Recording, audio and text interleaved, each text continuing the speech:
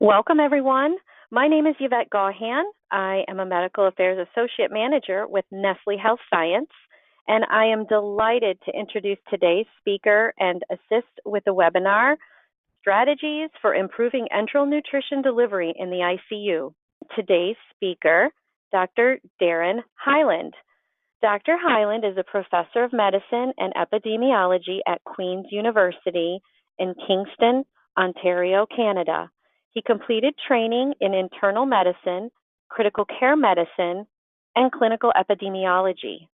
He currently serves as the director of the Clinical Evaluation Research Unit at the Kingston General Hospital, which functions as a method center for multi-center clinical research. He is the principal investigator on a number of large-scale multi-center clinical nutrition research projects, the lead author of the Canadian Critical Care Nutrition Clinical Practice Guidelines, and the sponsor of the International Nutritional Survey that audits nutrition practices worldwide every year. Dr. Heyland has published approximately 300 peer-reviewed papers. He's raised more than $100 million in external grant support and delivered over 300 international presentations. And so with that, what I'd like to do is turn it over to today's speaker, Dr. Heyland. Thanks, Yvette. And thanks, everybody, for joining us this afternoon. I'm excited to have this opportunity to dialogue with you about strategies for improving enteral nutrition in the ICU. I think we're in a period of confusion, if not crises, in as much as we've had a lot of large negative randomized controlled trials published recently in the critical care nutrition literature, so much so that some experts are advocating for fasting or for long periods of permissive underfeeding in our community. And that, I think, is causing some of us on the front lines that deal with critically ill patients day to day some confusion. So I hope today to bring some clarity out of that confusion. Aside from being an intensivist and someone with some interest in critical care nutrition, I'm also a clinical epidemiologist, and I understand randomized controlled trials, how to design them, how to interpret them. I understand evidence and how to judge the validity and weight of such evidence. And so I hope to sort of give you, my views on this evolving literature in this space, where I will have a conversation with you about not all ICU patients are the same, and we need to be a bit more discriminatory in our identifying those patients who will benefit the most from our nutritional interventions. I'll describe the optimal amounts from my viewpoint of protein calories to support the best outcomes of our patients. And then that'll lead us into some practical discussions of how to and what's the best way to do that, to deliver optimal amounts of nutrition.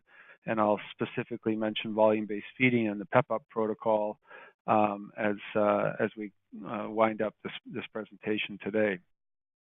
So the latest breaking news is that perhaps the early provision of high protein is harmful, and whether volume-based feeds, that they should be avoided. These are what experts are publishing in the literature today, and I again hope to bring some sensibility to this conversation to help you as a practitioner or as a listener today discriminate the difference between fake news and fact, or when we're uncertain, and that's what my objective is today. To start with the evolving narrative that's coming from some experts about how, hey, we should start slow and ramp up slow and have modest targets for the first early phase of critical illness, without really being able to define when that early phase is. I'm giving you an example of a protocol that's being talked about in the literature, where the goal really isn't to meet the protein energy or the protein requirements in this instance, in this slide, until day 5 to 7 or beyond. And that's coming from some data points that the protein may be harmful in that early phase. And I'll review those data points and discuss them with you. But, I'm old enough say that this is exactly how we used to feed, 20 years ago or 10 years ago. And I would have thought some of the innovations that we've made in the last decade is to actually do away with the slow startups and slow ramp-ups. And so I disagree with this idea of going back 20 years to the slow startups and slow ramp-ups, because I think that's associated with poorer outcomes. Having said that, there are a few data points in the literature that people conclude that protein is harmful, and particularly in the early phase. And the strongest evidence for that assertion comes from these data from the APANIC trial. You know the APANIC trial. It's the randomized trial done by the Belgian group of early versus delayed parenteral nutrition, where the inference from the overall RCT was that early PN is harmful, ought not to be done. And then in this post hoc analysis, they show data that the protein received in the first 3 days is associated with the lowest likelihood of ICU discharge. So that's what the y-axis reflects. And what I'm showing you on this data point is the amount of protein received within the first 3 days is associated with a lower likelihood of earlier discharge. So not glucose, not protein received later on, but within the first 3 days. And so from that, and this, to this credit, this group has gone off and done a lot of work to explain mechanistically why that might be. It has to do with suppressing autophagy, and that amino acids are having a negative impact on those amino acid sensitive pathways. I would like to argue that that is possibly a flawed interpretation of these data points. This is an open label randomized controlled trial, and they're showing us a post hoc analysis where they're relating nutrition intake to outcome. Clearly, the longer staying patients are going to be fed more aggressively. This is a trial of mostly elective surgical patients. So the patients who are sicker, the more critically ill of the patients, are going to get more protein. They're going to get more enteral nutrition.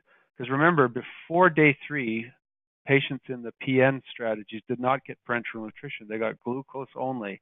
And so there was no parenteral nutrition received before day 3. So all of this comes from the enteral route. So who would, of a large trial of 4,000 patients where they're mostly elective surgical patients, the people who are going to get more enteral nutrition, more enteral protein, are sicker patients. So it's an indication bias. Sicker patients get more protein, have a worse outcome. The most robust, valid interpretation from the APANIC trial is from the randomized part of the trial, where you look at the two groups side by side, and you see that there are significant differences between the late group and the early group. And so the authors conclude that, late is better because there's a lower, a difference in the mechanical ventilation, duration of stay. But I want to draw your attention to the fact that those differences are apparent by day 2. So the difference in duration of mechanical ventilation by day 2 is significantly different. It's worse in the early EN group. And again, I draw your attention to the fact that the PN didn't start till day 3. So these are differences that are apparent by day 2, or in this instance below, when you're talking about duration of ICU stay by day 3. So what could have caused the difference between the two groups before day 3? It has nothing to do with PN, because the PN didn't start till day 3. So it had everything to do with large glucose loading under conditions of tight glycemic control is harmful. So that is the strongest inference that we want to make from the APANIC trial, that in low-risk cardiac surgery, mostly patients, giving large glucose loads under conditions of tight glycemic control is harmful, and any sort of signaling that protein is harmful is a flawed inference from a post hoc observation. To further my point, I refer you to, and we won't have time to go through that today, but there are 2 other large multi-center randomized controlled trials looking at the role of early PN, or PN in the early phase of critical illness, where patients would have got both more protein and more calories, and there was no signal of harm. So we could argue about the benefits, of which there were putative benefits with these strategies, but that's not the point of me showing you these data or referring to these data. My point is to refute that there's a signal from harm from early administration of parenteral nutrition in the main instance, and protein specifically, from these two RCTs. The other trial that causes some confusion is the INTACT trial, where a small number in a single center, patients with ALI were randomized to a very intensive medical nutritional strategy, up to 35 calories per kilogram per day, versus usual care of only 40 to 60% of the targets. And as you may recall, that trial was stopped early because of excessive deaths in the intensive group. And so now the investigators have come back with a post hoc analysis showing that the amount of protein received in that early phase, day 1 to 7, is associated with a large increased hazard ratio, increased risk of dying with increased amounts of protein received in the first 7 days, and not after that, but rather just in the first 7 days. So again, suggesting that early protein's harmful, late protein's fine.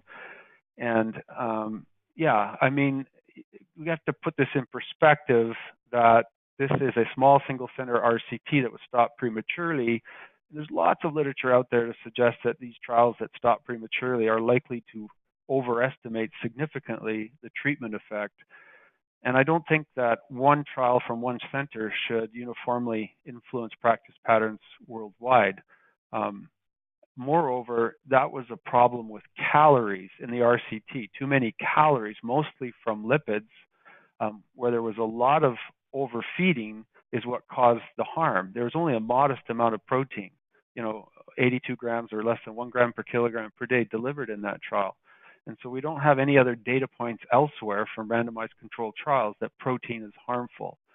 So something's, flawed in this analysis, where patients were significantly overfed with a lot of calories from parenteral lipids being received that caused excess mortality.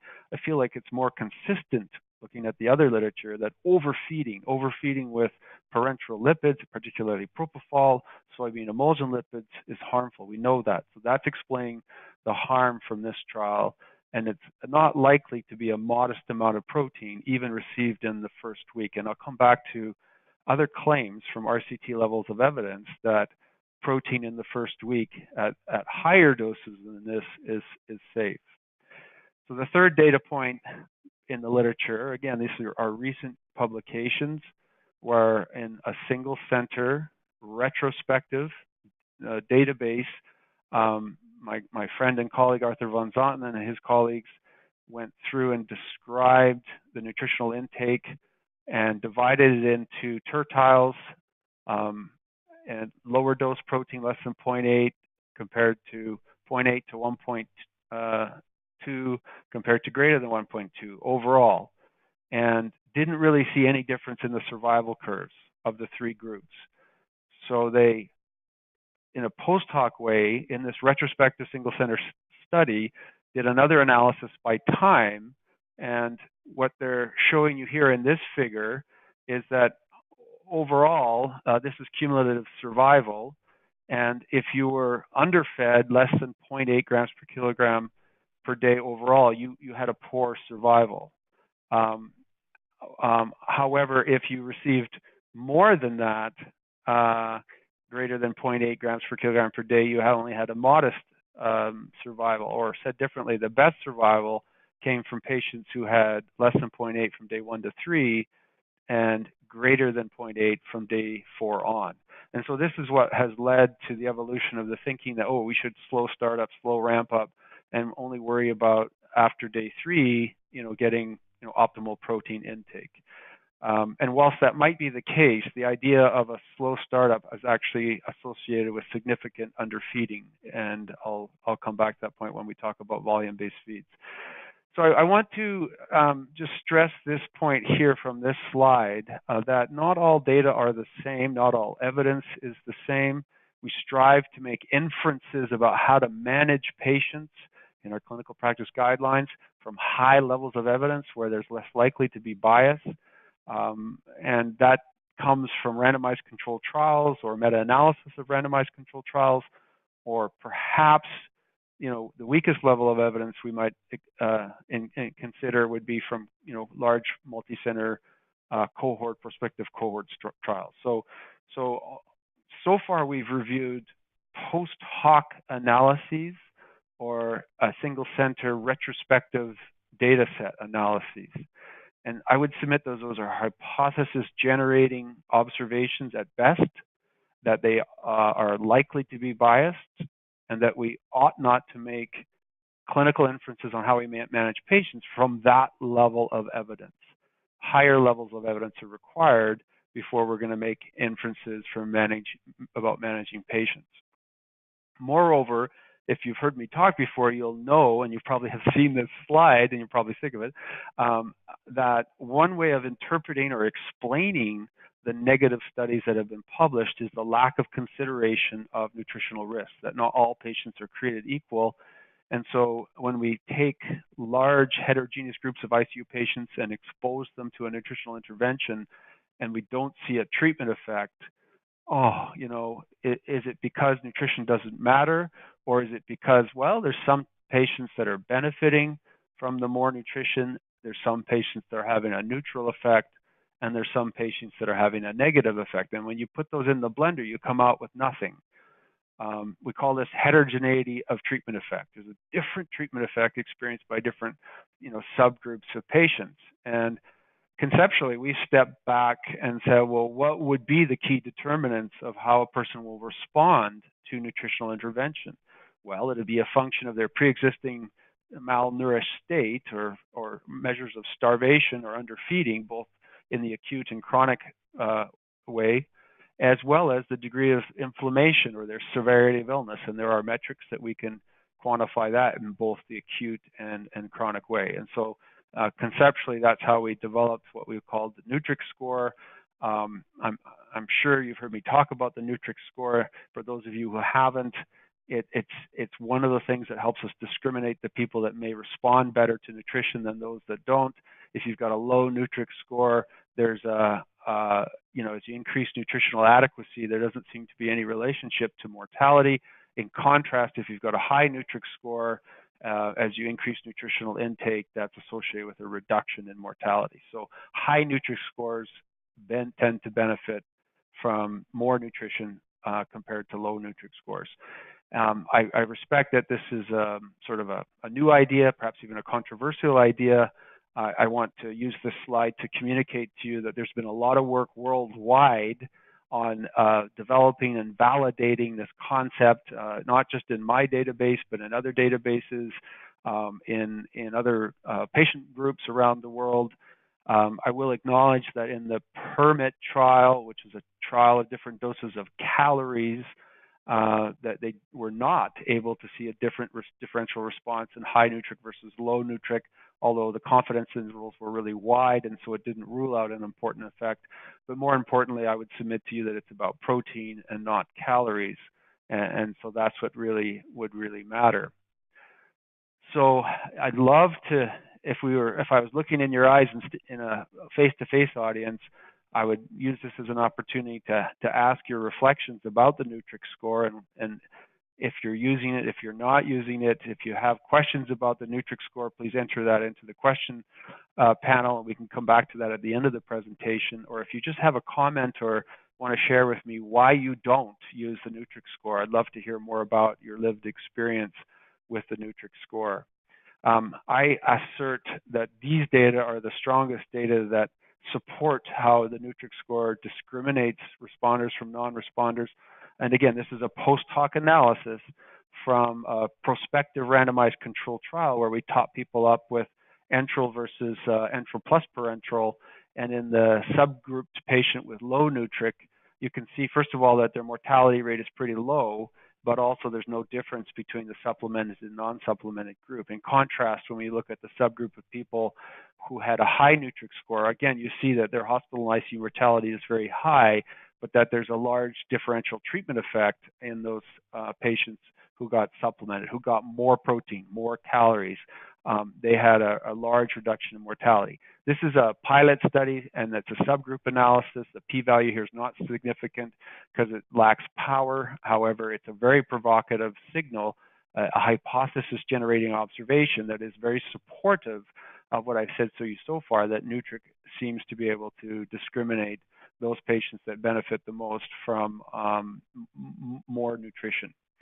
I tried to say briefly a minute ago that it's not so much about calories, but optimal protein dosing. And let's just step back for a minute and realize that there's quite a bit of data that shows that early enteral nutrition is beneficial, both from providing optimal nutrient delivery, minimizing the protein calorie debt in that early phase of critical illness. But the far left of the screen, I'll give you a reference if you're not familiar with those non-nutritional benefits of early enteral nutrition. There are a lot of them. They're being proposed and summarized nicely by my friend Dr. McClave. And then to the middle and right of the screen, numerous randomized controlled trials showing a significant reduction in infections and a trend towards a significant reduction in mortality.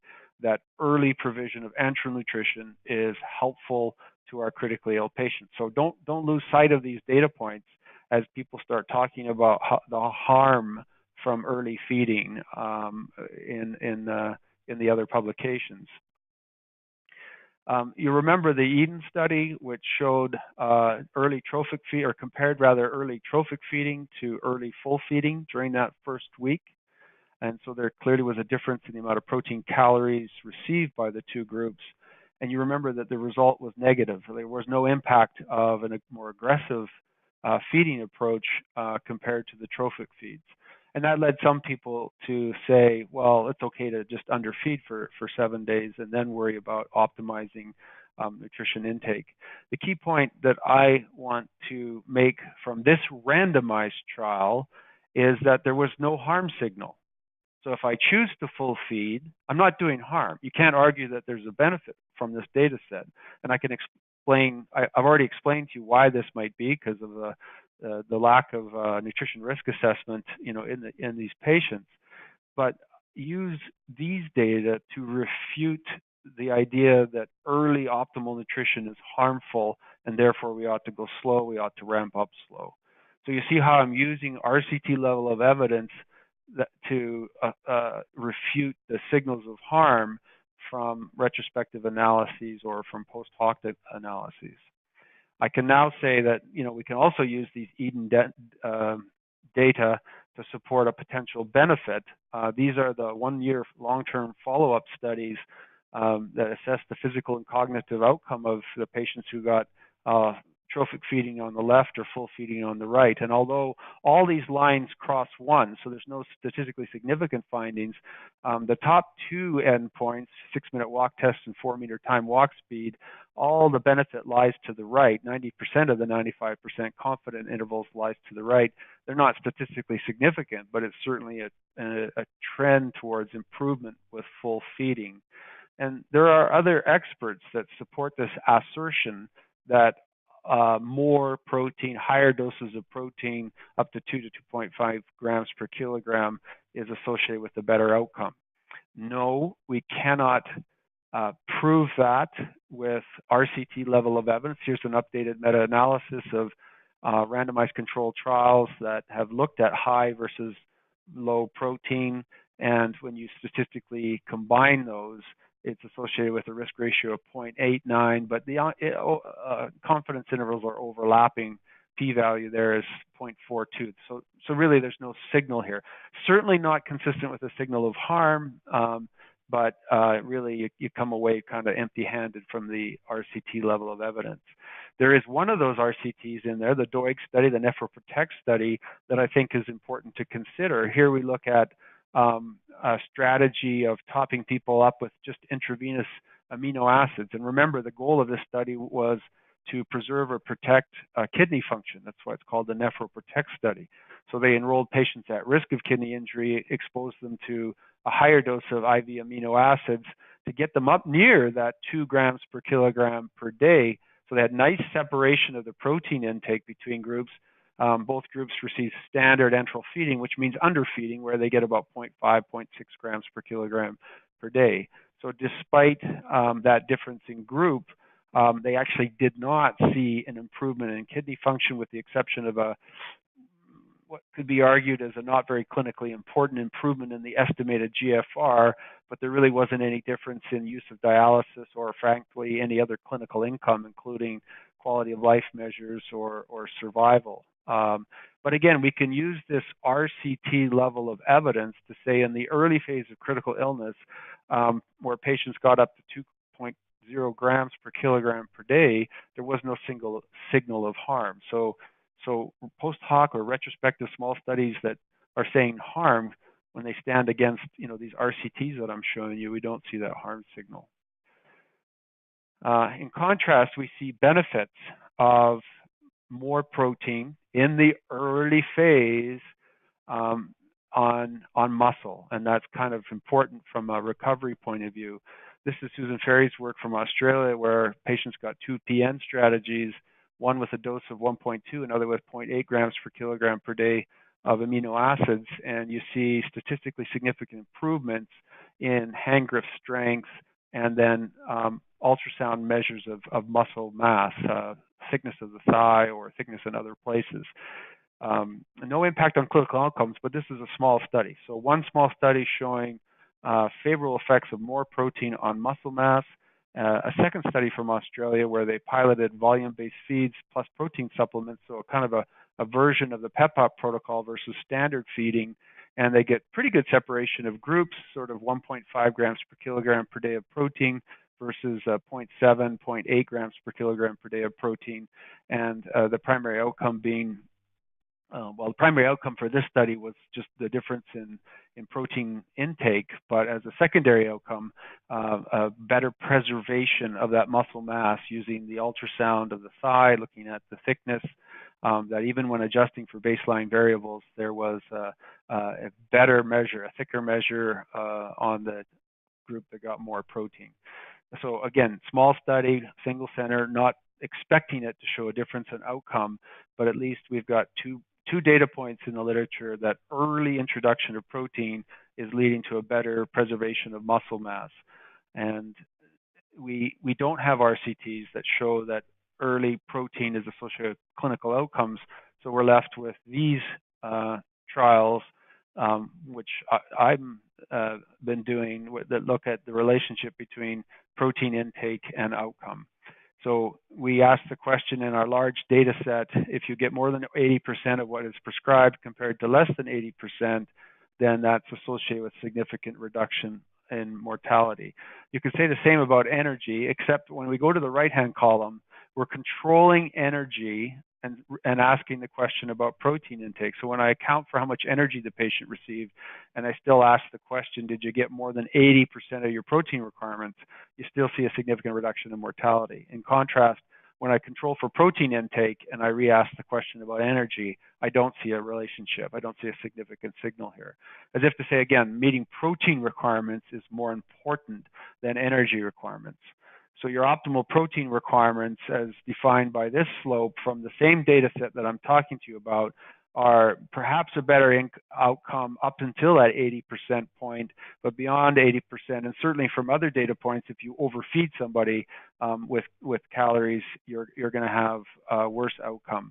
So the optimal dose of protein based on these data points and the RCTs that are been published late, somewhere between 40 to 80% of your energy prescription. But with respect to protein, the blue line, we don't really see the end of that line where it slopes up or even flattens out. And so it looks like more and more and more and more might be associated with a better outcome. I mean, I've been going through both observational studies that are saying, yes, this is helpful, and I've been also going through studies that say, yes, this possibly is harmful. And so in the final analysis, I will argue that there is a degree of uncertainty, that we're not totally sure, what the best answer is. I think that there should be absolute agreement on the need to do more research. And actually, I'll use that as a segue to introduce you to the EFFORT trial, which looks at this question of, does a higher protein prescription matter compared to what is usual care of 1.2 or less? And we're looking at 60-day outcomes. For those of you familiar with our international survey, this is a registry-based trial where we're nesting this randomization process in that international nutrition survey and constraining you to be prescribing either 2.2 or 1.2 or less. So everything else in the trial is the same as usual care, same as your usual practice, and the data that we collect are the same data that we've been collecting for the INS for years. Our hypothesis is that if you get prescribed a higher amount, you'll actually receive a higher amount, and that's associated with a better outcome. What's unique about this trial, in fact, is that we are only enrolling what we call nutritionally high-risk patients, and I'll explain that in a second. So the intervention, as I mentioned, is only the prescription, and we aren't specifying products or strategies or how you achieve that. We don't really even specify the energy dose, although we do suggest that you follow current guidelines with respect to energy. We get a lot of pushback from people saying, well, I believe strongly that high protein is helpful, and so I'm not willing to participate in your trial because I think the high protein is harmful, is helpful. Or we get pushback on the other side. So, oh no, it looks like protein is harmful, and so there's no way I'd want the high protein arm. And so there doesn't seem to be a lot of equipoise or uncertainty in our community. And to help with that narrative or that conversation, I'd refer you to a nibble that we just recently published on our website, where we sort of go through, in tabular and text fashion, evidence for, evidence against, equivocal evidence, and we kind of come up with the bottom line. There are these data points that are favoring that higher protein is helpful. There are these data points that are suggesting that it's harmful, and what we all should agree on is that we need more data. Where we think the money lies is in providing more or higher protein levels to nutritionally high-risk patients.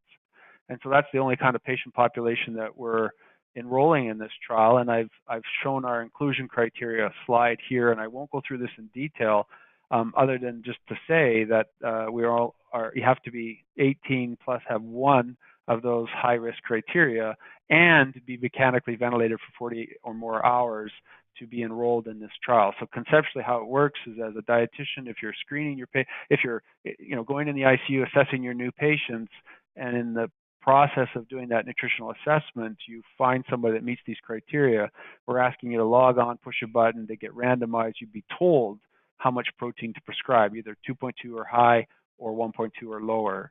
And then the rest of your management and the team's management is as per your usual clinical standards. And then we'll collect the outcome, and 4,000 patients later, we'll compare the differences between the two groups, and we'll have more information on the optimal dose of protein. In the meantime, I don't think it's reasonable to suggest a change of practice or to suggest a slowing down of the amount of nutrition that we've been giving people. And so I would refer you to the guidelines that still advocate for early enteral feeding, and frankly give a wide range of dose, including 1.2 to 2.0, because we don't really know any more precisely what the right answer is. So if you're right now prescribing 1.2, fine, keep doing it. If you're right now prescribing 2.0, fine, keep doing it. But I would prefer, rather than do that, that you enroll patients in the EFFORT trial so that we can sort out whether the difference of dose really matters. So I've given you some indication there on the bottom as to how, if I were you, I would probably aim on the low side for the first day to a week, but certainly after that, be very comfortable moving up to the higher side of that range. I would be minimalistic in my caloric delivery, or at least not try to achieve the high doses that have been used in some trials, or don't see a rationale for going beyond 80% of what you prescribe. And I would certainly be cautious about monitoring for glucose and electrolyte and phosphate stability as you're trying to reach those goals. So if you want more information on the EFFORT trial, please engage me electronically or check our website. We've got a lot of information on there that will help you understand what's required of you and how to get started. Let me just close by talking about perhaps a practical approach. You know, I'm the developer and promoter of the PEPuP trial, PEPuP protocol rather, where we have shifted the conversation from hourly dosing to 24-hour or 24-hour volume goal rather than a rate. And that enables the bedside nurse to make day-to-day, hour-to-hour adjustments on what that rate should be, because frequently, as you know, there are interruptions that preclude them from reaching goals. So we recommend a 24-hour volume-based approach. We recommend a semi-digested solution that will minimize the chance of intolerance and optimize the chance of that patient tolerating their nutrition. We recommend prophylactic and preemptive use of protein supplements and motility agents so that we can get ahead and get more nutrition in and optimize the chance of tolerance. There's some pushback around the motility agents, and I'll say to people, if your physicians don't want to use preemptive motility agents, that's fine. Don't just let that piece of this protocol go. Everything else still is worth implementing. And tolerating a higher GRV is also another way to optimize nutrition delivery. And we've got lots of data, both from this large-scale randomized controlled trial of 1,000 patients, where we saw a significant increase in nutrition delivery, 12 to 14%, with no overfeeding. We're still not hitting, 100%, but that's okay. I don't really think 100% is important. I think at least 80%. But if you start low and go slow, you're going to have significant underfeeding, whereas if you use a PEPuP approach, you're going to have 12 to 14% better, but you're not going to be overdosing or overfeeding. We didn't show a difference in outcome here, but we weren't powered to do so. But there's no hint of a harm signal whatsoever by this approach where a PEPuP or a volume-based feeding approach is used. Here again is another slide from our real observational study pre-post, where sites implemented, not in a randomized controlled trial, but just in a quality improvement project, the PEPuP protocol. And you can see that it's not till day 5 or 6 that you're getting 80%. But that's better than usual care or the slow startup approach, where you actually never approach 80%. So if you start slow. So this light blue line is if you're kept MPO for the first days, you never reach 80%. You have a large protein calorie debt. If you have a slow ramp up, you'll still have a large protein calorie debt, and you won't reach 80% until about day 8. So the best way to sort of get to 80% by that day 3-4 window, where we think it is important, is a PEPuP or a volume-based approach. So don't stop, don't slow down, keep going. But really, I don't think it really matters until day 3 or 4 when you do that evaluation. And I'll illustrate what I mean that in a subsequent slide. I think in the interest of time, I'm just going to skip that slide. I'll stress the point that in order to achieve optimal nutrition performance, how important it is to monitor success and report on success. So embed that into your daily practice, that you're tracking it, you're reporting on it, or your nurses are reporting it as part of their GI systems report, that they're saying, the patient received X% of that which they were prescribed to receive yesterday. If we can make that one of the discussion points and rounds, there'll be more attention to nutrition and more strategies to help people improve performance. We've got a tool on our website that enables you to, if you input the intake, you can get a visual that shows that caloric debt. You can bring that either on a handheld device or a laptop or a portable computer, or print it, and just help that visual become a talking point for you as a dietitian on how this individual patient is doing with respect to their protein or caloric debt. So let me summarize in this slide what I think is optimal practice today in 2018, and it frankly hasn't changed over the last few years, notwithstanding these post hoc and retrospective data points, because they are not practice changing. as I've shown you today, the RCT level of evidence to support early enteral feeding and early optimal feeding is still stronger than the negative points that I've reviewed with you today. Admittedly, it's not strong enough to be dogmatic. That's why we're doing the effort trial, to try and gain more higher level of evidence of efficacy.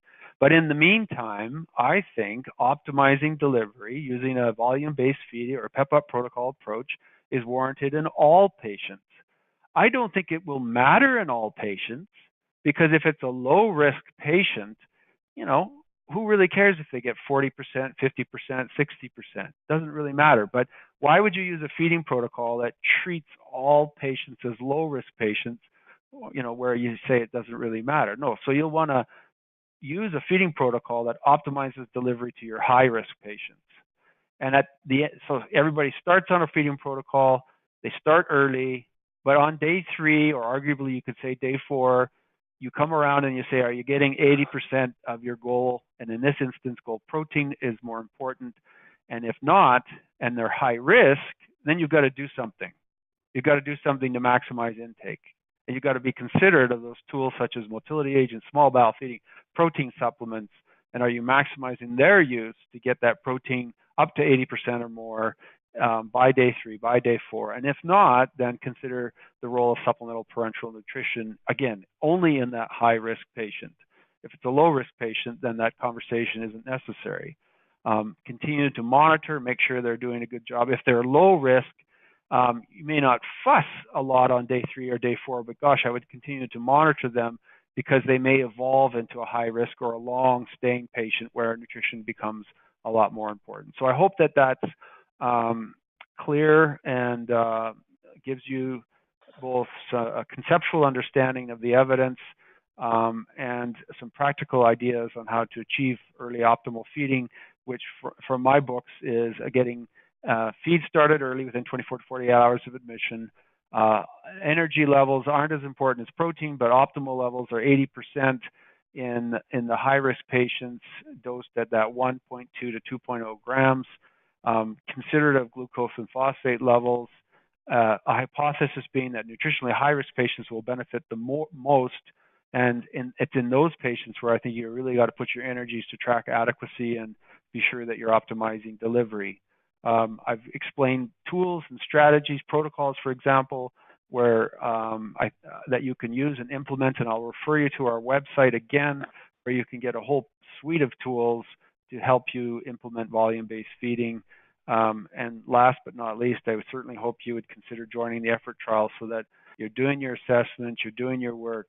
You can actually be contributing to generating new knowledge, so that 3 or 4 years from now, we're so much further ahead, because as a collaborative, we're both answering the question about how to optimize patient outcomes at the same time that we're striving to do that in the practice.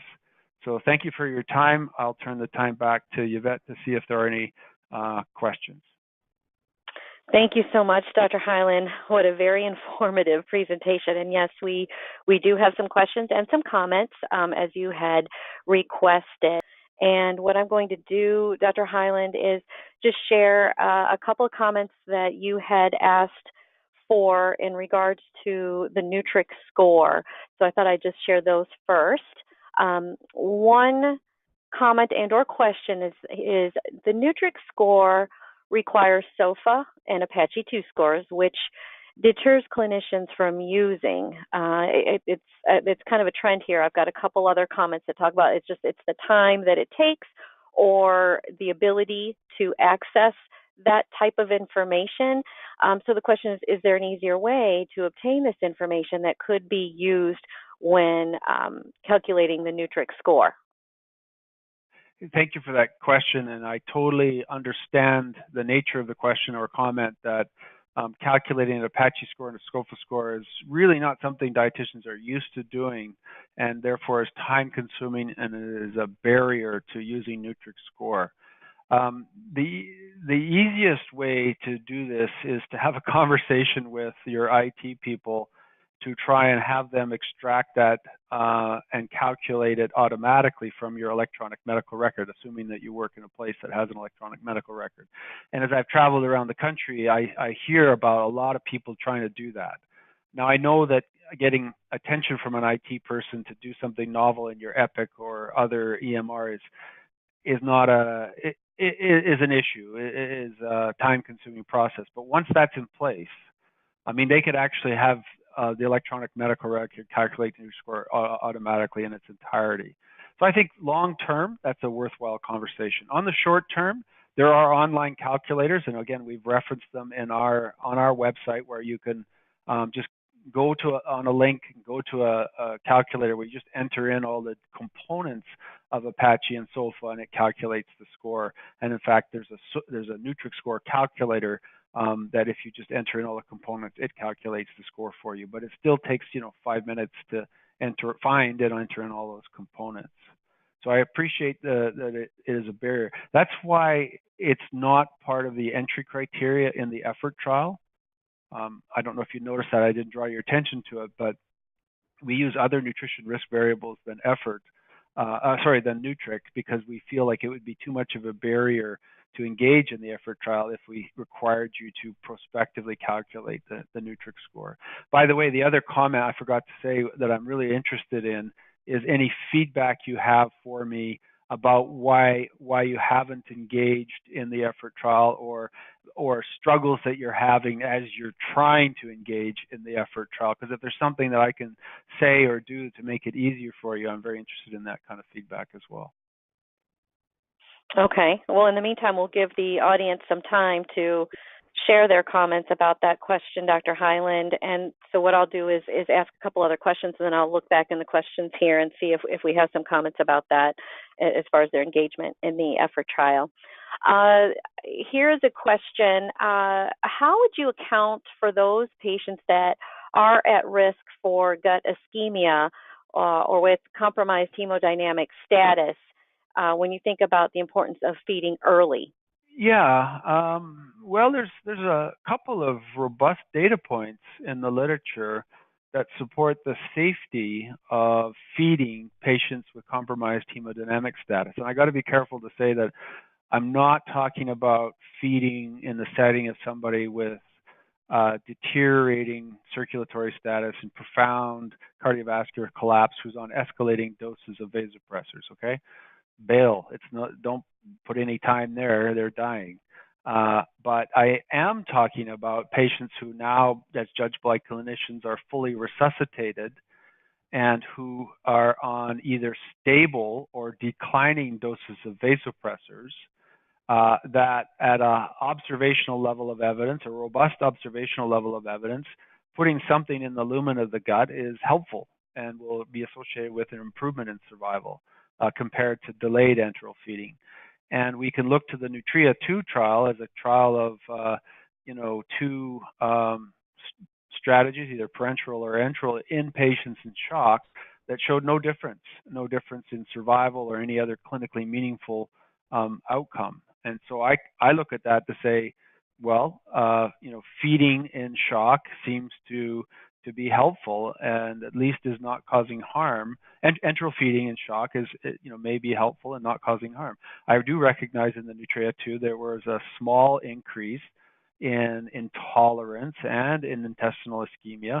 The frequency there was like 1 or less than 1%, and it happens. And is that a random phenomena or is it a real signal? But I think if you limit your nutrition to 10 to 20 cc's an hour of a semi-digested or elemental solution in those patients with shock, and then you reevaluate carefully, and if they're off pressors in the next 24 hours, you can escalate them back up to volume-based feeding. So I'm not advocating volume-based feeding in these patients, but rather the trophic approach. I'm not advocating trophic for 7 days or 6 days. I'm advocating trophic for 24 hours with a reassessment. And I feel like that's the safest way to get some luminal nutrients in. Worst case scenario, if you're not happy with the enteral route, remember Nutria 2 showed that parenteral nutrition is of will achieve with the same clinical outcome. Point being, don't not feed somebody when they're nutritionally high risk just because they're on vasopressors. Okay, very helpful. Another question we have is, when would you be cautious with protein delivery the first week of hospitalization? First week of hospitalization, probably never. First week of ICU stay, the patient that causes me the greatest consternation is the patient in acute kidney injury, where the urea, creatinine, other blood work are going off and they're not quite on dialysis. And although we feel that these are catabolic patients that we shouldn't be restricting their protein intake, there are some signals in the literature that a high protein diet in this setting may be harmful, and certainly as the urea goes higher, makes me a little uncomfortable. Now, having said that, we have no RCT level of evidence of what to do in that scenario, and so I still advocate that those patients should be enrolled in a randomized controlled trial, and we aim to do a subgroup analysis of both that AKI patient pre-dialytic, as well as once you're on dialysis. People have this fixed belief that we should be giving high dose protein, but we in fact don't know that high dose protein is helpful in that dialytic phase either. And so those are two a priori subgroup analyses that we plan on doing. The only way we'll be able to get a higher level of evidence, though, is if people are comfortable randomizing them and letting fate determine whether they get a high or usual care dose of protein, and then in the subgroup analysis, we'll have some RCT level of evidence to examine that. Okay, great. Is there any preliminary results that you are able to share from the EFFORT trial? The only preliminary results I could comment on are, because we track this, is the success at which we're having at meeting the protein goals. Of course, we're not going to look at outcome differences. So we aren't looking at any outcome differences, but we can say that we're still struggling to get good separation of groups. People are struggling to get into that, 2.0 range in the high dose. You can imagine how the usual care is still around 0.5, 0.6 grams per kilogram per day, but we're not happy with how much the group prescribed 2.2, how much they're getting. That might be another area where I'm certainly welcome people's comments or questions is, how are you doing it? If you're prescribing 2.0 grams per kilogram, what are your strategies for success? We don't really, the reason some people say to me, well, 2.2 is too high. And I say, well, I don't really expect you to get 2.2 in, but if we aim high and we only get 60 to 70% of that, then at least we've got 1.5, 1.6, 1.7, and that will create that separation between the two groups, where the usual care group's getting 0.5, 0.6, 0.7, 0.8. So that's the real goal, is to get maybe a gram difference between the two groups.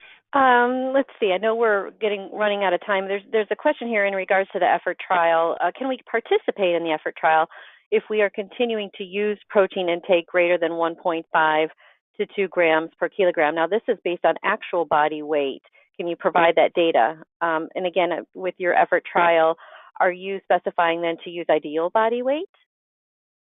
Only for obese patients greater than 30, BMI of greater than 30, which I think is consistent with how most people practice, but actual body weight for anybody less than a BMI of 30.